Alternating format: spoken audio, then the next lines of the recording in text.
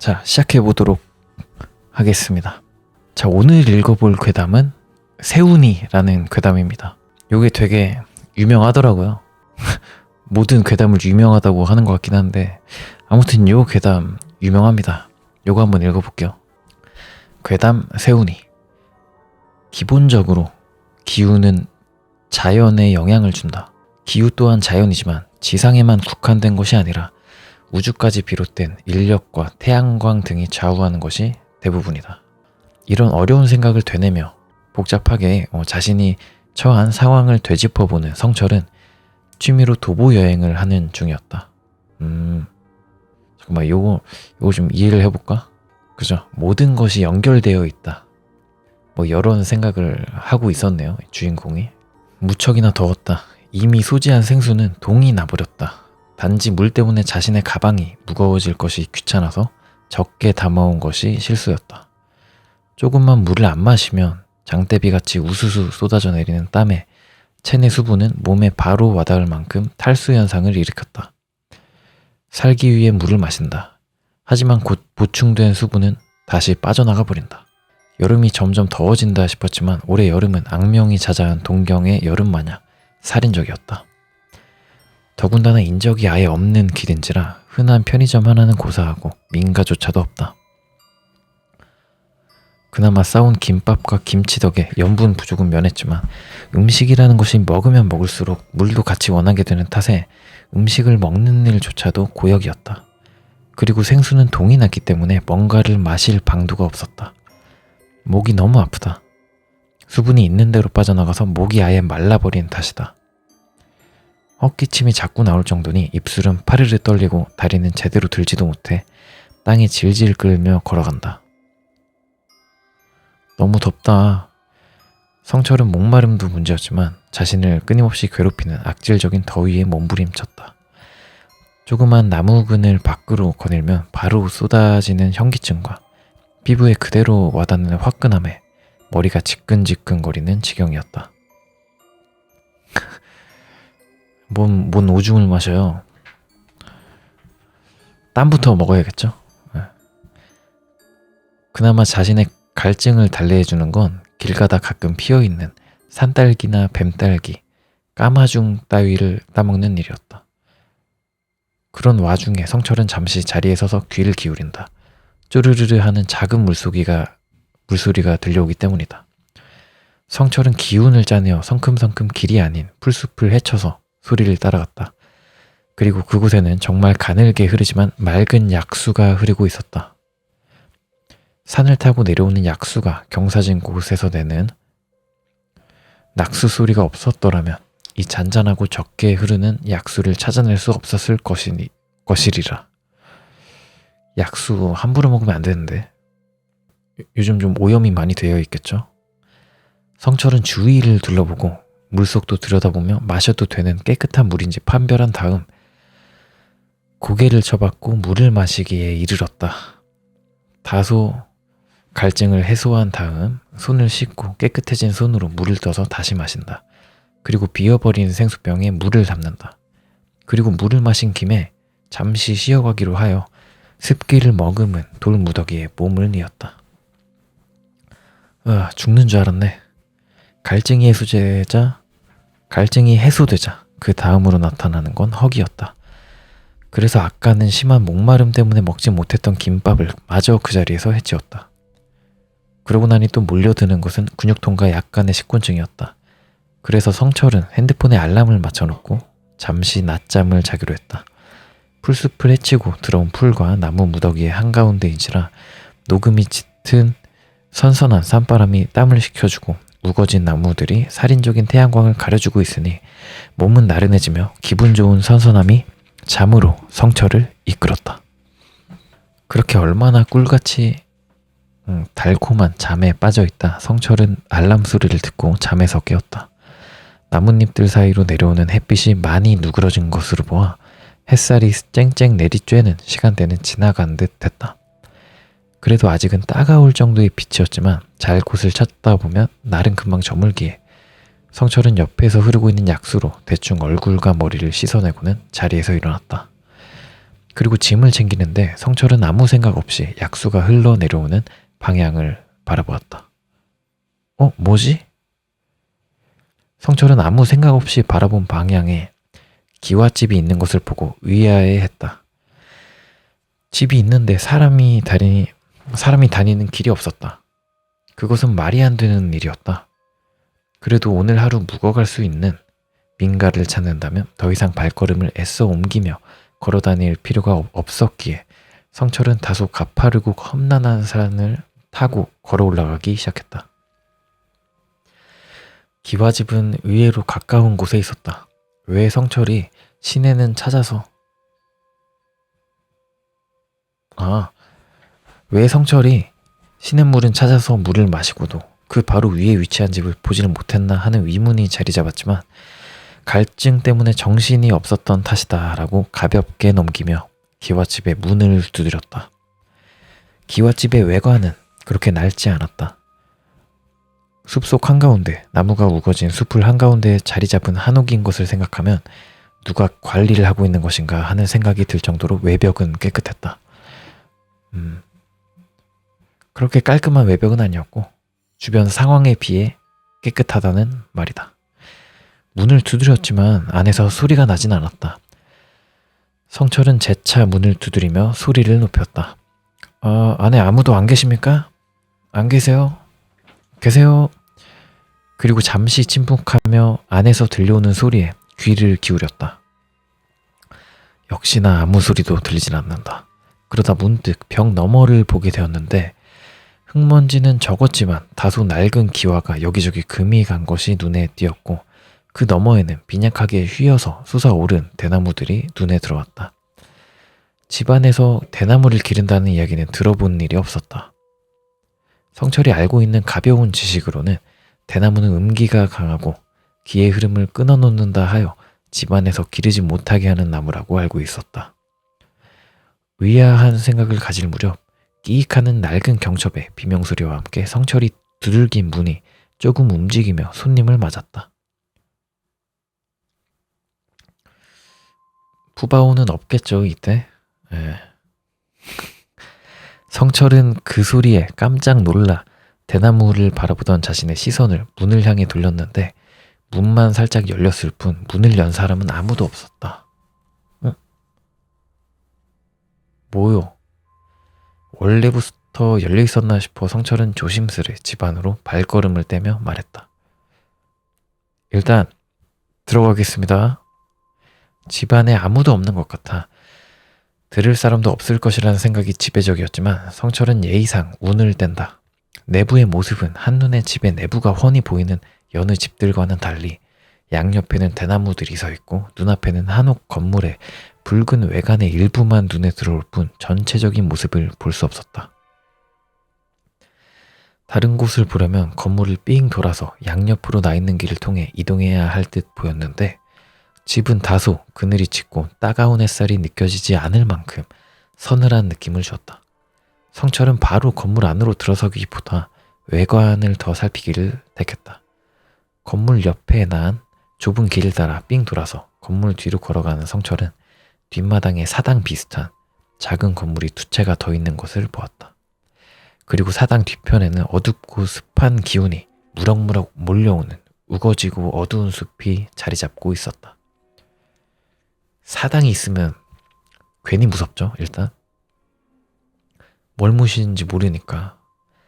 그리고 두 채의 사당 뒤편에도 역시 대나무들이 자리 잡고 있었다.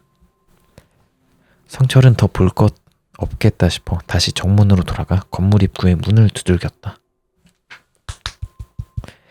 하지만 아까도 대답이 없던 집인더라 역시나 이번에도 대답은 없었다.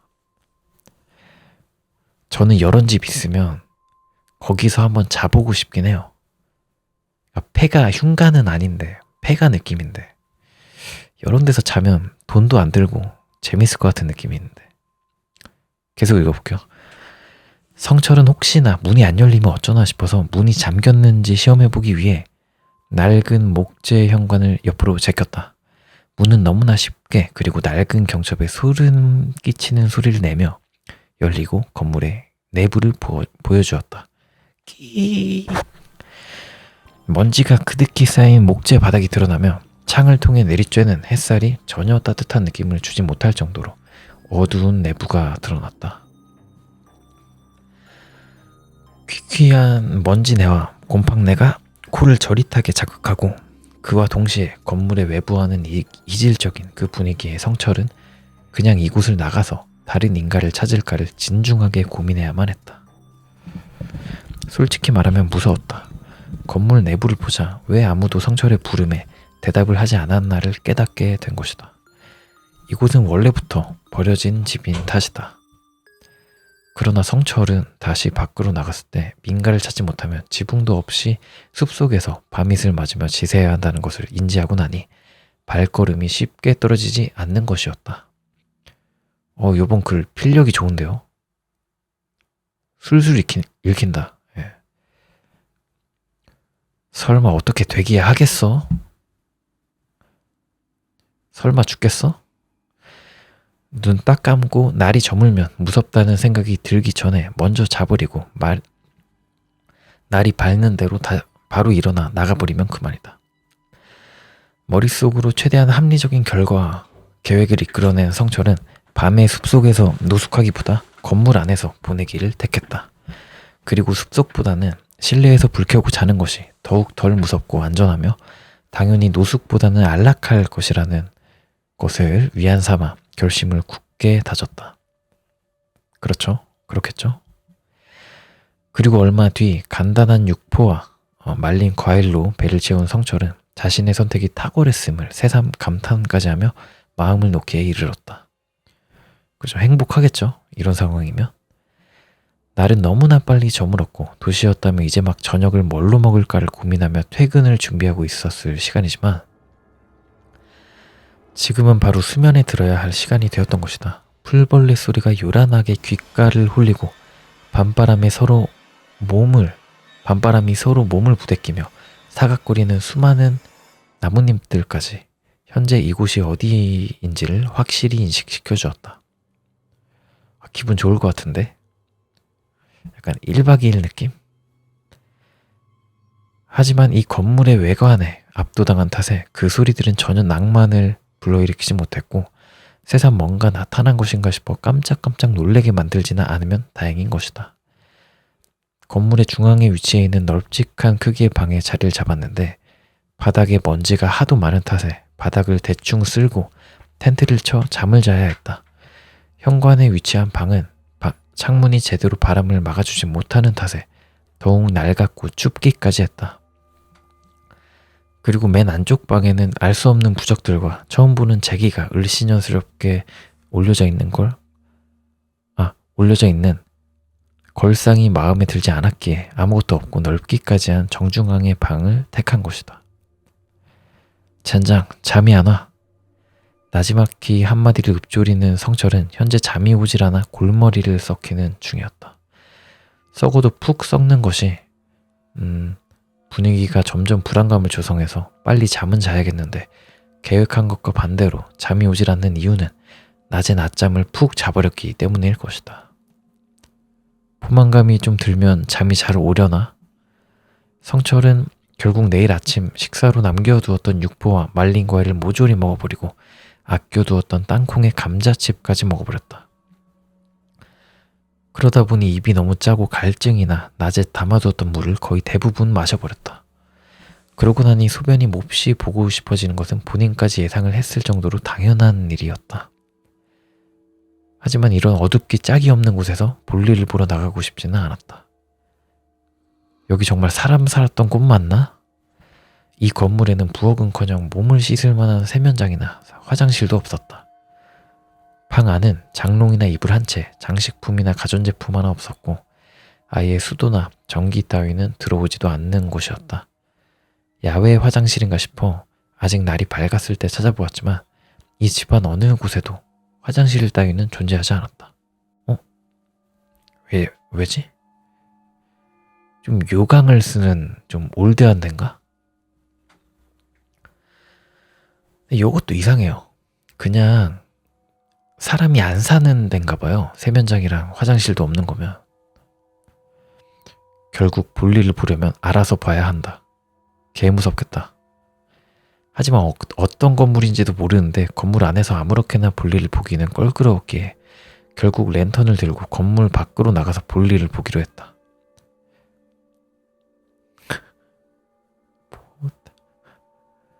포탄의 불바다를 무릅쓰고서 고향 땅 부모 형제 평화를 위해, 이거 맞나? 아무튼 두려움을 떨치기 위해 군가 중에 그나마 부르기 좋아했던 부분을 불러본다. 나는 대한의 자랑스러운 육군 병장 전역자다. 지금 채팅창에 군대 이틀 남은 분 계시죠? 네. 아무튼 이렇게 생각하며 건물 밖으로 나간 성철은 나가기가 무섭게 그냥 현관 바로 옆 벽에다가 볼일을 봐버렸다. 이러면 벌 받는디? 그리고 바지 지퍼를 올리던 참이었다. 삐걱삐걱 삐걱 삐걱 삐걱 삐걱 삐걱 들릴 듯 말 듯한 크기로 나무로 된 마룻바닥에 연거푸 눌리는 소리가 건물 안에서 작게 들려왔다. 말 그대로 소스라치게 놀라 어깨를 바르르 떨며 움츠린 성철. 순간 주변의 공기가 달라진 듯한 착각을 해 주변을 이리저리 둘러보았다. 스스로 한밤중에 이 건물은 어떻게 생겨먹었을까를 생각해 보았지만 정말 틀린 생각이었다. 그냥 코앞에 서 있는 건물조차도 랜턴을 비추는 곳만 조금 보일 뿐 아무것도 보이질 않았다. 성당을 다니면서 가끔 듣는 말이 빛은 어둠을 가른다 였다. 이따위 문장이었는데 그것 또한 틀려먹었다. 어둠이 주변을 삼키면 빛은 그냥 반짝이는 모래 알갱이 따위 정도에 불과한 것이었다. 그저 아예 어두우면 빛을 쏜 데만 그냥 밝아지고 주변은 계속 어둡더라고요. 한밤중에 숲속을 안 걸어본 것은 아니었지만 이곳은 정말 그 어둠이 심연이라는 단어를 쓰면 좋을 정도로 짙고 무거웠다. 성철은 침을 한번 삼켜본다. 소리가 날까하여 숨까지 참아가며 침을 삼킨다. 건물 안에서 난 소리는 건물이 낡아서 그런 것이다. 쥐가 지나간 탓이리라. 잘못 들었겠지. 두고 온 물건 중 하나가 쓰러지면서 낸 소리겠지. 5만 가지 생각을 다 하며 합리적인 답을 찾으려 했었다. 그리고 마지막으로 건물 안으로 다시 들어갈 것인지 아니면 가지고 온 랜턴과 스마트폰 2개만 덜렁 들고 이곳에서 달아날 것인가 정말 진지하게 고민한다. 드르르르르. 성철은 결국 건물 안으로 들어서는 것을 택했다.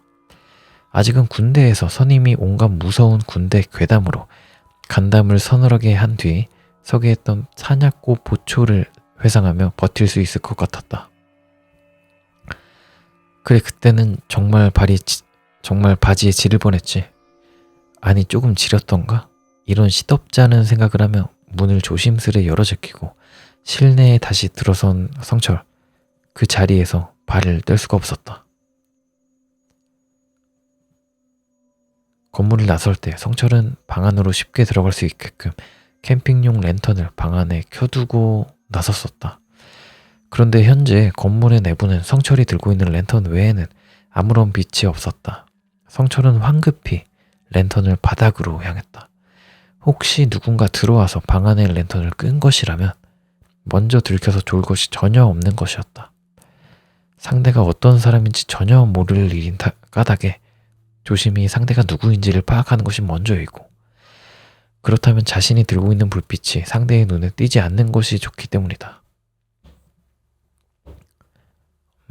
사실 위심가는 구석이 약간 있기는 했다. 이 큰 건물 뒤편에 작은 건물 두 채는 끝내 안에 뭐가 있는지 들어가 보질 않았기 때문에 그곳에 사람이 있었을 수도 있었다. 가봤어야지. 그리고 밤에만 쓰이는 특이한 건물이라 사람이 밤에 찾아왔을 수도 있었다. 하지만 또 의아함 이후에 소름이 끼치는 사실은 이 건물에는 뒷문 따위가 전혀 없고 창문도 현관 옆에 난 창문들 외엔 전혀 환풍구 따위조차도 없었다. 그런데 낮에 확인할 때 건물 내부에는 아무도 없었고 자신이 볼일을 보러 나왔을 때에는 현관 옆에서 떠나질 않았기에 그동안 누가 들어왔다는 가설도 앞뒤가 맞지를 않는 것이다. 그 사실이 머리를 스쳐가자 소름이 끼치고 오금이 저려 다리가 바들바들 떨릴 지경이었다. 지금이라도 도망가고 싶은 생각이 간절했지만 본인의 텐트가 있는 방을 향해 발걸음을 계속해서 옮겨갔다. 구궁. 성철은 방 문의 틈새로 고개를 조금 내밀어 바라보고는 눈물이 뚝뚝 떨어질 정도로 놀랐다. 방 안에는 사람 형상을 한 무언가가 바닥에 납작 엎드려서 이리저리 방 안을 기어다니고 있었는데 성철이 먹고 정리하지 않은 감자칩 봉지나 육포를 담아두었던 비닐봉투 따위의 냄새를 맡고 있었다. 옷은 오색의 화려한 한복을 빼입었고 머리는 온통 산발이었기에 얼굴이 잘 보이질 않았다. 뭐요? 더욱 성철이 기겁을 하게 만든 것은 그 움직임이었는데 마치 갯벌의 개나 수풀의 거미 마냥 사지를 길게 늘어뜨리고 기어다니는 꼴이 전혀 사람 같지 않았기 때문이었다. 그러다 그것이 성철을 바라보았다. 인간의 색이라기엔 너무 짙고 어두운 흑빛의 색깔의 온통 검은 자위뿐인 눈. 온통 검은 자위래요. 그럼에도 대룩대룩 눈알을 굴리고 있다는 것을 알 수 있을 만큼 크게 돌아가는 눈알과 귀 밑까지 찢어질 것 같은 입 사이로 보이는 누렇고 온통 부스러진 이빨들. 오, 이빨이 부스러졌다는 표현은 처음 듣는 것 같아. 성철은 본능적으로 이곳에서 무슨 일이 있더라도 달아나야겠다는 생각이 지배적이었다. 하지만 그런 생각이 성철의 몸을 지배하는 그 순간 그 무언가 또한 성철에게 소름 끼치는 속도로 기어오기 시작했다. 으악! 으악! 으악! 뭐야? 처음에는 오금이 저리고 다리에 힘이 풀린 까닭에 제대로 걷지도 못하고 비틀거리며 도망치다가 그 무언가가 문을 힘껏 열어 제끼는 소리가 나자 정신 차리고 맹렬한 속도로 도주하기 시작했다. 두려움을 떨치고 최대한 몸에 힘을 주기 위해 입는 힘껏 고함을 치며 내달리는 성철은 불과 반각의 시간도 채 되지 않아 숲속 한가운데를 힘껏 달리고 있었다. 분명 물을 마셨던 곳을 기억한다. 여기서 반각이 무슨 뜻인지 궁금하시죠? 여기서 반각이란 15분입니다. 아니네. 반각은 1시간입니다. 네. 불과 1시간. 1시간 동안이나 달렸다고? 오래 달렸네. 힘껏 달리고 있었다. 성철은 분명 물을 마셨던 곳을 기억한다.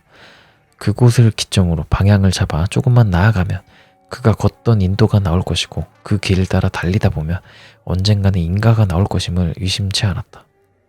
하지만 그가 물을 마셨던 그 물 흐르던 곳이 나타나질 않았다. 아무리 뛰어내려가도 그런 곳은 나타나질 않았고 끊이질 않는 숲과 나무들 뿐이었다. 뒤를 돌아보고 싶지 않았다. 뒤를 돌아보는 순간 그 소름 끼치는 무언가가 자신을 향해 달려들 것 같았기 때문이다. 바스락대는 요란한 소리가 귓전을 때린다. 성철은 두려움에 온 얼굴을 일그러뜨리고 뒤를 돌아보았다. 이제 그 무언가는 들짐승 마냥 양팔을 있는 대로 휘저으며 달려오고 있었다. 그 흉측한 아가리를 쩍 벌린 채 두 눈을 크게 치켜뜨고 달려오고 있었다. 으악! 오지마! 오지마! 오지마! 성철은 다시 한번 기겁해서 더욱 분주히 다리를 놀렸다. 이제는 산을 달려 내려오는 것인지 굴러 내려오는 것인지도 모를 만큼 허겁지겁 내려오는 모양새였다. 그러다 어느 순간 뒤에서 들려오던 소리가 멎었다. 성철은 그래도 속도를 줄이진 않았다. 그냥 다시 한번 뒤를 돌아보았다. 그 무언가는 더 이상 성철을 따라오지 않았다. 뒤에는 아무것도 보이지 않았다. 하지만 그런다고 제자리에 서거나 속도를 줄이고 싶은 생각은 추호도 없었다. 성철은 계속해서 산속을 달려나갔다. 그리고 성철은 얼마 지나지 않아 사람들이 오가는 길가를 찾았다. 오, 성철은 동의 동이 터오는 아침까지 길을 걸었고 그 길은 숲길에서 인도로, 인도에서 차도로 바뀌어 버스 정류장에 있는 시내까지 찾게 되었다. 그 길로 성철은 집으로 귀가했다. 밤새 잠도 못 자고 발을 놀린 탓에 성철은 버스 안에서 쓰러지듯 잠을 자버렸고 밤새 갑자기 내리기 시작하던 이슬비는 어느새 가랑비가 되어 끊임없이 내리고 있었다. 성철이 집에 돌아오고 나서도 가랑비는 멎을 줄을 몰랐다. 집에 오자마자 침대 위에 몸을 던지고 늘어지게 잠을 잔 성철은 꽤 오래 잔 것 같은데도 계속 내리고 있는 가랑비에 좋지 못한 느낌을 받았다. 성철은 전화를 꺼내들어 친구에게 연락했다. 꽤 오래 전화를 했음에도 친구는 전화를 받질 않았다. 성철은 점점 좋지 않은 느낌을 받았다. 이번에는 어머니께 전화를 드리기로 했다. 뚜루루루 뚜루루루 축. 이번엔 전화를 받았다. 여보세요 엄마? 성철이니? 왜? 아니야 나 서울 도착했다고. 그랬구나. 잘 다녀왔니? 어머니의 음성이 다소 친절하다. 성철은 마음의 위안을 얻는다. 그냥 여행 길게 생각했는데 이만 쉬고 집에서 보내다가 다시 회사 나가려고. 그렇구나. 그런데 성철아, 지난번에 놓고 간 건 언제 가지러 올 거니? 뭐가 말이야 엄마? 별건 아니고 네 텐트하고 배낭. 뚝. 무슨 말?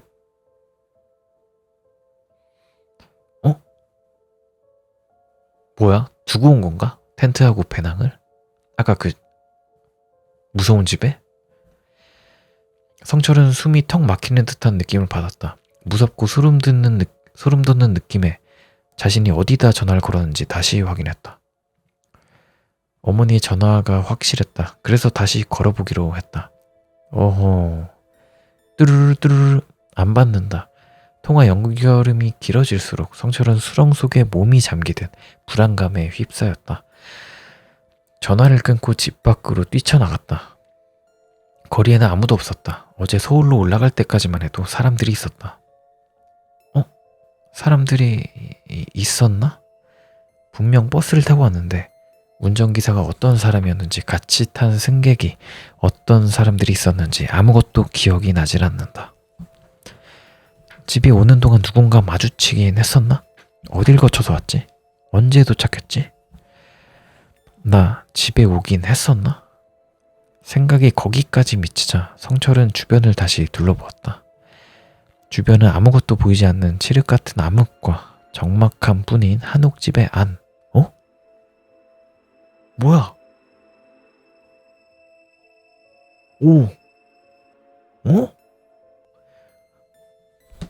주변은 아무것도 보이지 않는 칠흑 같은 암흑과 적막함 뿐인 한옥집의 안. 자신의 텐트가 아무렇게나 내팽개쳐져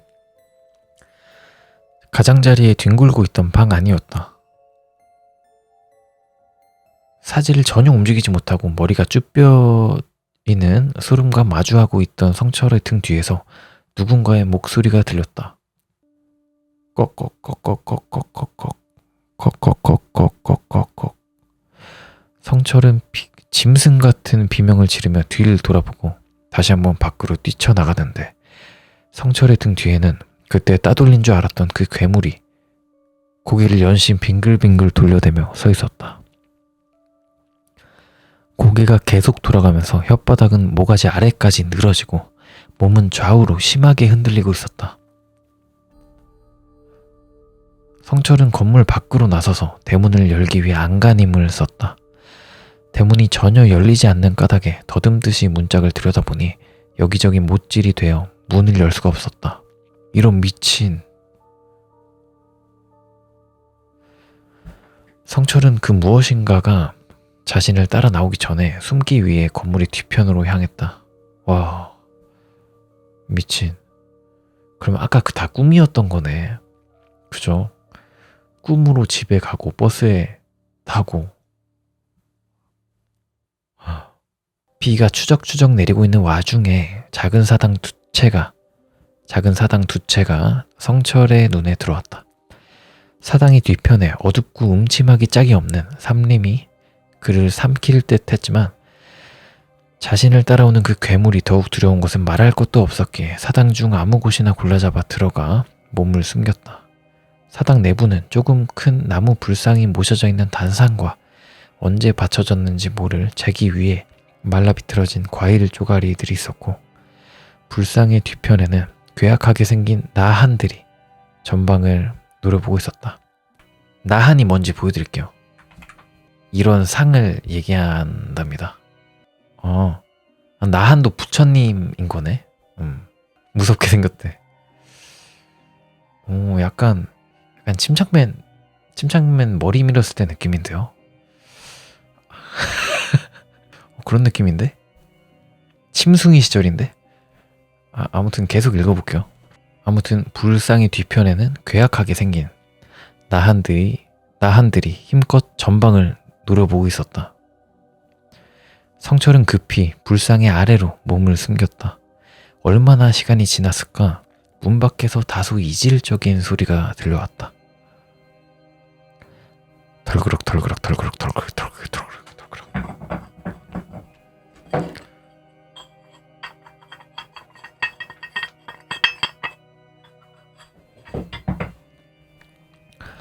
나무 그릇을 긁는 것 같기도 하고 주사위 몇 개를 굴리는 듯한 소리 같기도 했는데 아무래도 뼈가 이리저리 움직이며 내는 소리 같았다. 성철은 힘껏 머리를 감싸 안고 몸을 웅크렸다. 우리 놀래? 함께 놀지 않을래? 웬 노파가 어린아이를 흉내내는 것 같은 새된 쇳소리였다. 같이 놀자.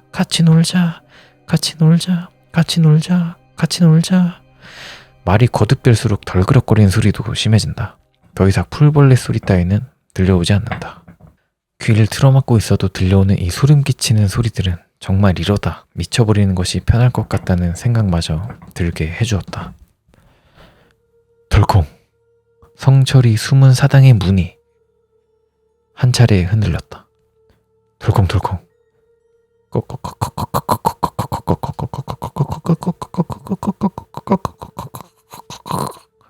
목 매달아 나는 것 같은 불쾌하고 소름 끼치는 소리가 계속해서 들려왔다.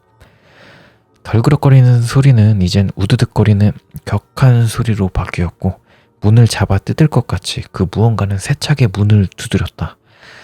정신이 온통 혼미해지는 가운데 성철이 마지막으로 본 것은 작게 흔들리는 자신 위에 놓인 나무 불상이었다.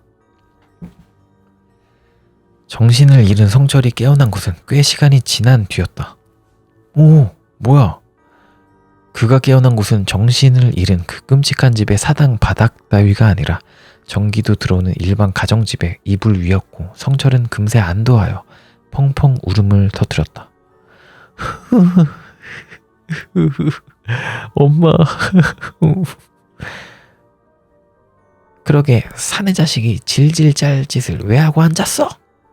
어떤 노파가 성철을 꾸짖으며 방에 들어섰는데 머리는 가지런히 정리해 비녀를 꽂았고 약간 밝은 옥색의 저고리는 다소 낡아 보풀이 일어나고 있었지만 관리를 잘하는지 형태만큼은 가지런히 각이 살아있었다. 묘한 인상을 주는 그 노파는 성철의 앞에 간단히 차려진 밥상을 놓아주었다. 뭐야? 약간 옥색의 저고리 하니까 좀 안심이 되는데요. 그거 다 먹으면 정리하지 말고 그냥 바로 옆방으로 들어오니라. 노파는 그 말과 동시에 방을 나갔는데 성철은 갑작스레 나타난 노파에게 깜짝 놀랐지만 이내 일반적인 사람이라는 것을 깨닫고 더욱 안심하기에 이르렀다. 달콤한 수면 끝에 주어진 꿀맛 같은 식사라 더 즐기고 싶었지만 사람 옆에 머무르는 것이 더욱 안심이 되기에 성철은 급히 식사를 해결하고 옆방으로 나섰다. 그 방엔 인자한 보살들과 무시무시한 나한들이 한데 그려진 벽화 앞에 금색의 큰 불상이 자리 잡고 있었고 그 앞에 노파가 앉아 있었다. 노파는 대뜸 성철이 앉기도 전에 물어왔다. 네가 본 게 무당 옷을 입고 있던나? 무당 옷을 입고 있더냐? 예?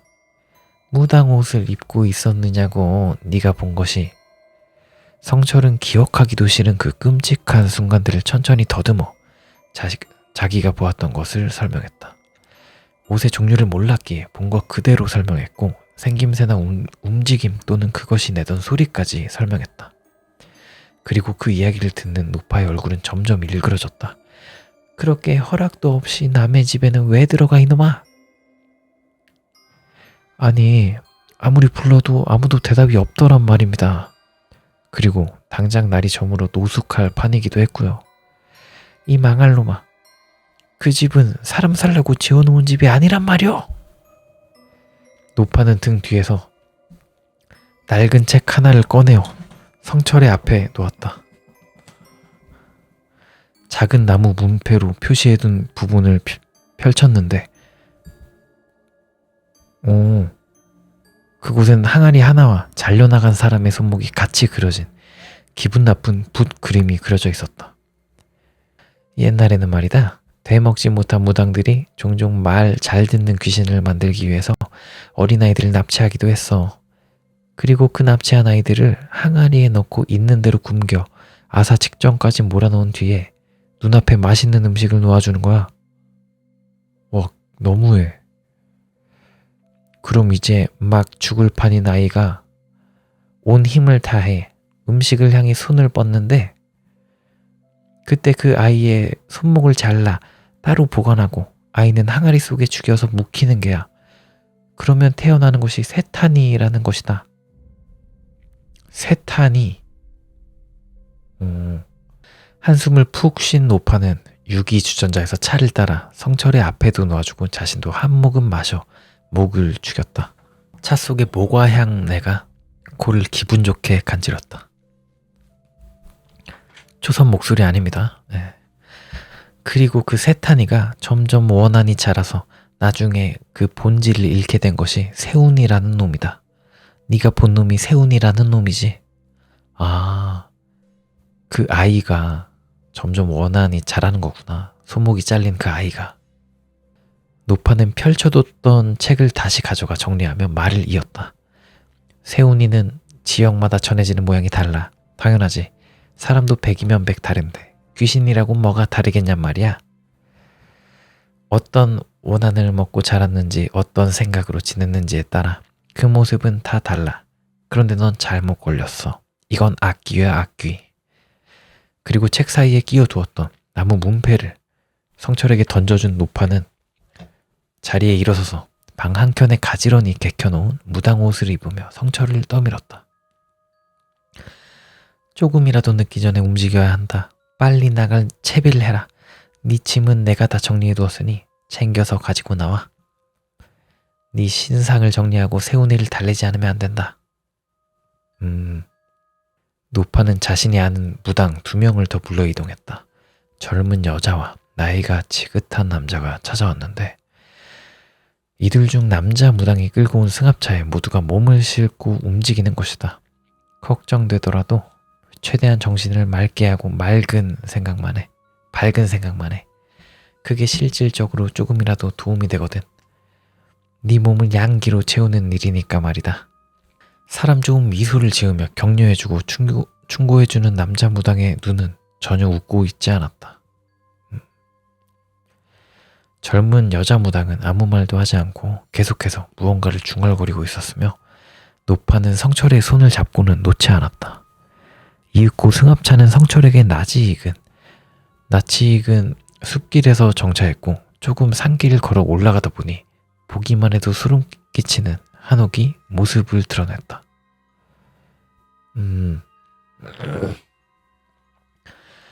그리고 산길을 올라가는 동안 전에 보았던 약수 따위는 전혀 보이질 않았다. 오, 약수도 가짜였나 보다. 현혹된 거였나 봐. 여길 잘도 찾아서 왔구먼. 이 근처에는 사람도 안 사는데 말이오. 남자는 조심스럽게 한옥의 대문을 열며 말했다. 네가 사당으로 숨은 것은 잘한 것이다. 다른 곳에 숨었거나 밖으로 도망가려 했다면 영영 벗어나지 못하고 죽었을 게야. 무당들은 어떤 의식을 준비했는데 젊은 여자 무당은 두 채의 사당 앞 가운데에서 무릎을 꿇고 앉아 계속해서 무언가를 중얼거렸다. 그리고 성철은 사당 중 하나에 들어가 불상 아래에 자리를 잡고 누웠고 그 앞을 나이 든 남자 무당이 지켰다. 마지막으로 노파는 반대편 사당에 들어가 허수아비를 세워놓고 앉아서 불상 앞에 재를 올리고 있었다. 성철은 이 순간이 햇볕이 쨍쨍한 대낮임에도 불구하고 너무나도 불안하고 두려워 감히 어느 한 곳에 시선을 맞추지도 못했다. 모두가 알지도 못하는 자신을 위해 이렇게나 애써준다는 것이 고맙기도 한 까닭에 일이 잘 끝나면 복채라는 것이라도 최대한 많이 건넬 생각이었다. 돈뿐만이 아니라 원하는 바가 있다면 최선을 다해 해주고 싶다는 생각마저 들었다. 시간이 지나면 지날수록 여자 무당의 손은 점점 떨려왔다. 사당 안에 누워있는 성철의 눈에까지 들어올 정도였다. 그리고 이래저래 성철이 불안해할 때마다 그의 앞을 지키는 남자 무당은 뒤를 돌아 눈을 한번 찡긋해주거나 살짝 웃어주는 것으로 성철의 긴장을 풀어주었다. 그리고 날이 저물기 시작했다. 성철이 머물고 있는 사당과 노파가 자리한 사당의 문은 닫혔고 밖에서 알 수 없는 경을 외우는 여자 무당의 소리만 들려왔다. 그리고 머지않아 비가 내리기 시작했다. 빗소리는 들려오나 개구리나 풀벌레 소리 따위는 일절 들리지 않는다. 알 수 없는 적막함이 주변을 가득 메우고 숨을 턱턱 막히게 한다. 그리고 날이 완전히 저물어 어둠에 휩싸이자 절대 듣고 싶지 않았던 소리가 들려왔다.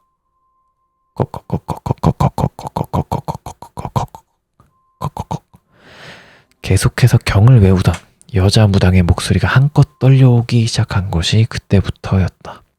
그리고 이내 문을 여는 소리가 들렸고 경을 외는 소리가 문을 닫는 소리와 함께 작아진 것으로 보아 노파가 있는 사당의 여자 무당도 함께 들어간 것 같았다.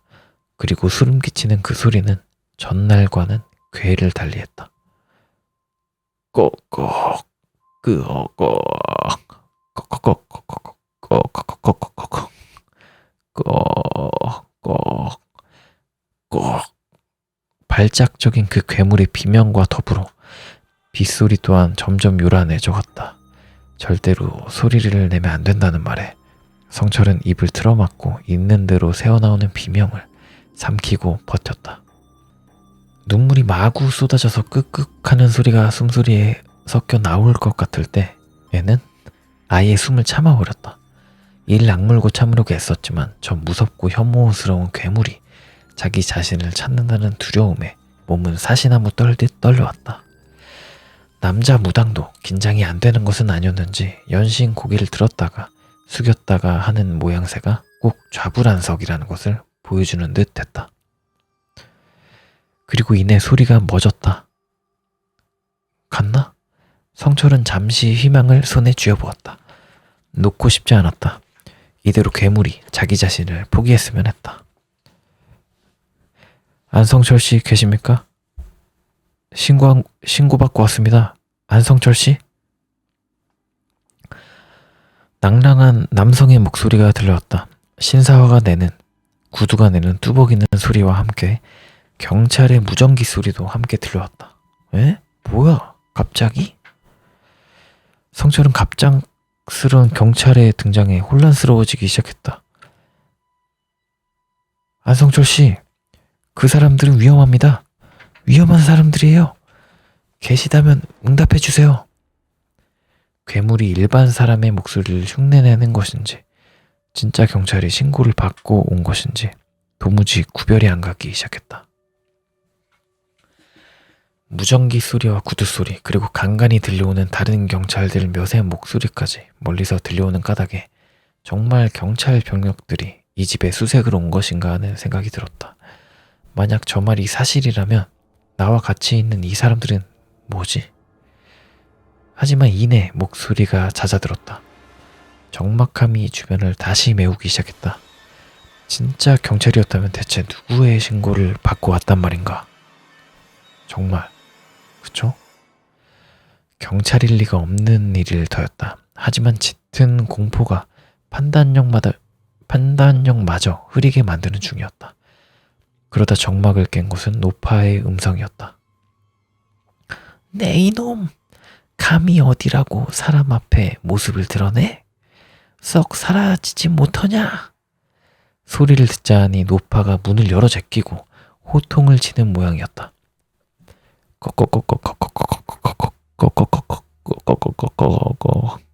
썩 꺼져라!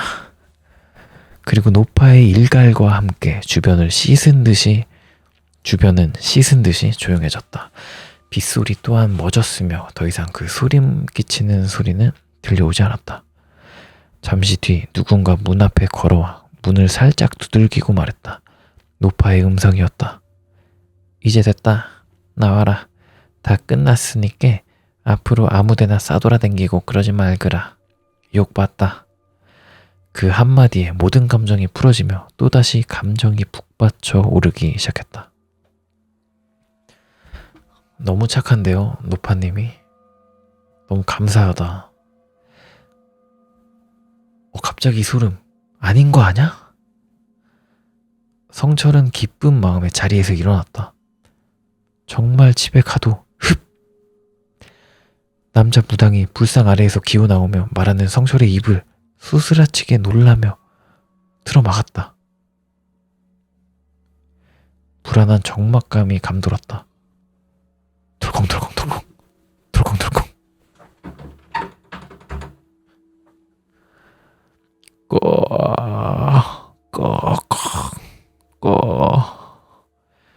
문을 부숴버릴 듯이 두들기는 그 음성은 괴물의 것이었다.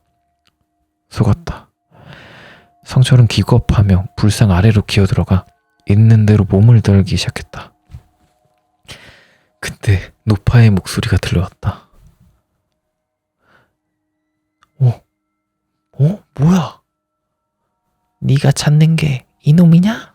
썩 데려가라. 내 귀찮아서 못 참겠다. 덜그덕 덜그덕. 노파는 무엇인가를 뒷마당에 던지며 소리쳤다. 아마 아까 가지고 들어갔던 허수아비인 것이다. 그 말이 끝남과 무섭게 밖에서는 귀를 찢을 듯한 괴성과 함께 무언가 산산이 부수는 소리가 연거푸 주변 공기를 찢었다. 그리고 날이 밝았다.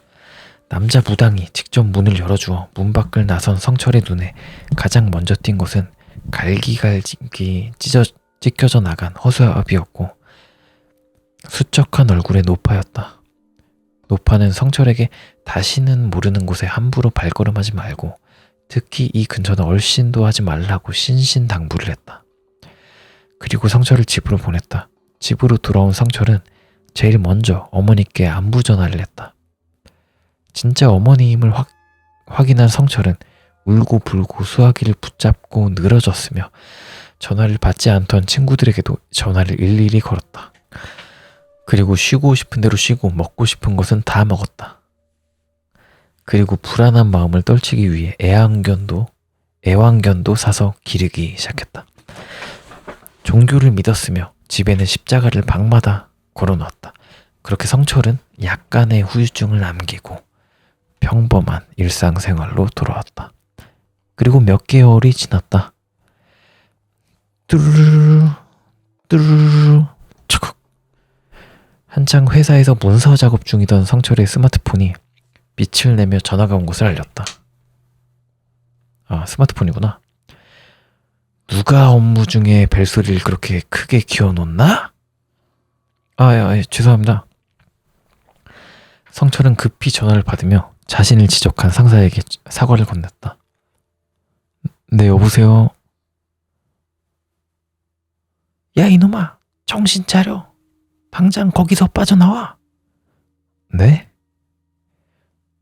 우리가 데리러 갈 테니까 거기서 무조건 빠져나와. 안 그러면 너 죽어, 이놈아. 성철은 주변을 둘러보았다. 한치 앞도 보이질 않는 곰팡내 나는 방 안에는 온갖 부적들이 붙어 있었으며 낡은 제기들이 올려진 상이 하나 있었다. 구라를 몇 번 당하냐. 진짜로. 에? 그리고 그 앞에는 자기 머리보다도 더 더 크게 입을 쩍 벌리고 서서 삼척이 넘을 것 같은 긴 팔을 앞으로 뻗어오고 있는 무당 옷을 입은 무언가가 하나.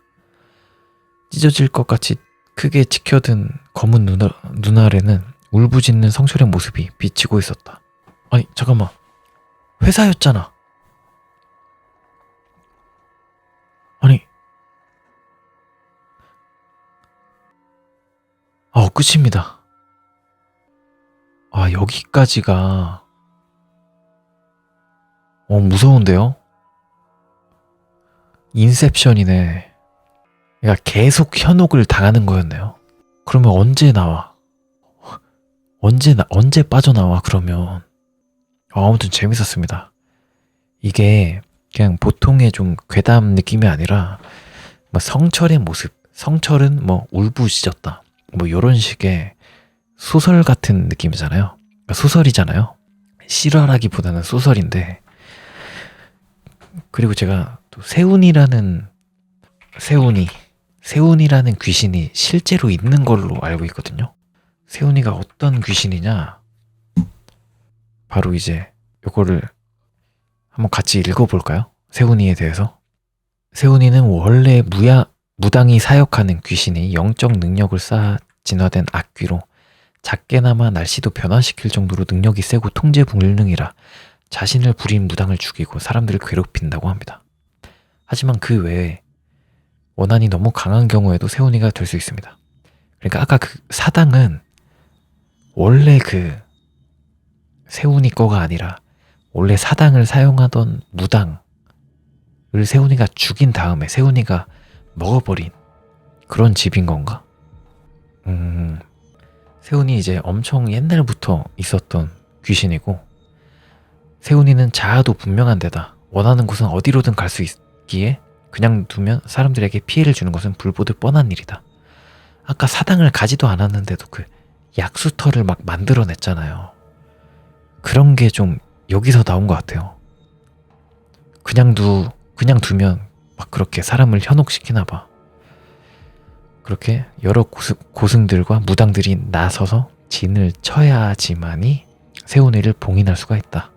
아무튼 뭐 세운이라는 괴담이었습니다. 이게 묘사가 너무 좋다. 이번에는 진짜로 산 줄 알았는데, 안 그래요? 마지막에는 진짜로 그냥 다 끝난 줄 알았는데, 회사에서 일할 때는 다 끝난 줄 알았는데 끝이 아니었네. 그냥 벗어날 수가 없는 거였네요. 재밌었습니다. 희망이 보이면 바로 뭉개버리네요. 아무튼 재밌었습니다. 세운이라는 괴담이었습니다. 바로 다음 괴담도 한번 가볼까요?